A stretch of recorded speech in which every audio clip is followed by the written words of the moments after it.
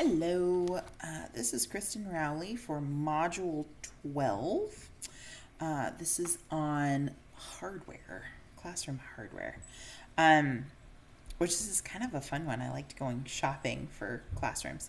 So the first question was, what experience do I have using hardware in the classroom?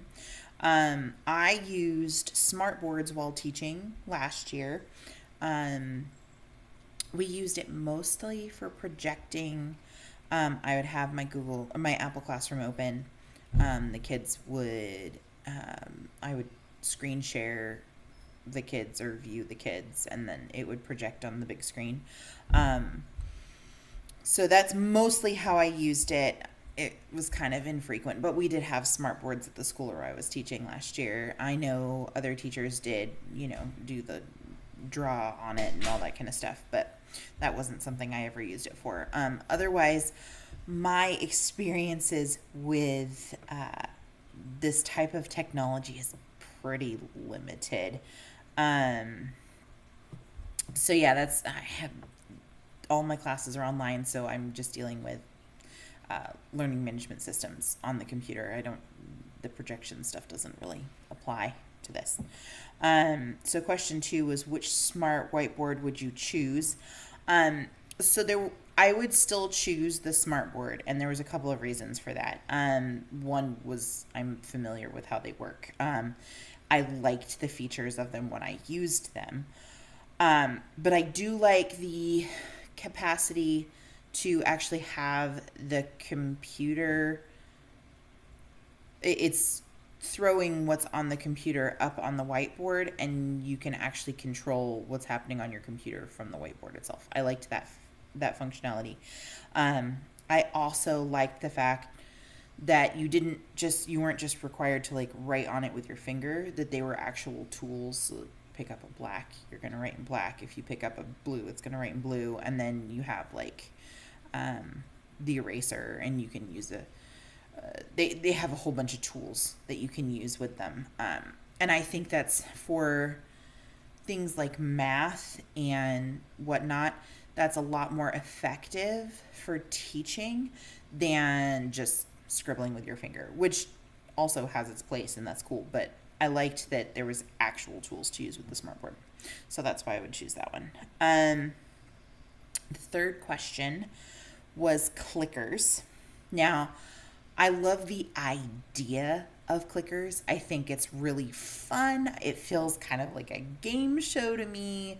It feels, those old America's Funniest Videos when everyone took out their remote back in the 90s, and the audience voted on which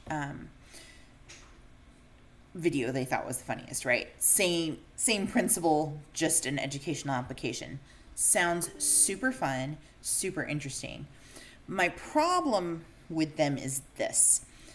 This is either extraordinarily expensive for the school to implement, or if you choose to use something that's clicker based but for like smartphones, then you're kind of excluding kids that don't have that technology available to them. So for me, it's not a particularly equitable situation. Like, the idea is fabulous. I love it. But I did some quick calculations. The school that I currently work at, there are 17 students, middle school through high school. Not all of them have smartphones. Most of them do, but not all of them. And some of them aren't allowed to bring them to school for reasons. But at $50 a pop, it would be $850 for the school to provide those clickers to be part of that integration software. Never mind the software to be able to receive that. Like, that doesn't count the receiver or anything. Hi, buddy. It only counts just the clickers themselves. So I feel like that's a lot of money to spend for a lot of teachers. That's like their whole budget for supplies for their kids for the year.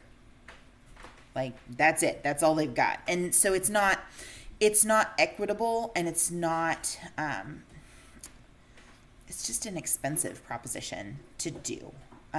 So that's kind of my hang up with clickers. Love the idea, don't like the implementation currently. So that's kind of where I fell on that. And then I will leave my link to the technology that I went shopping for on the discussion board. Can't wait to see what you all picked. Bye.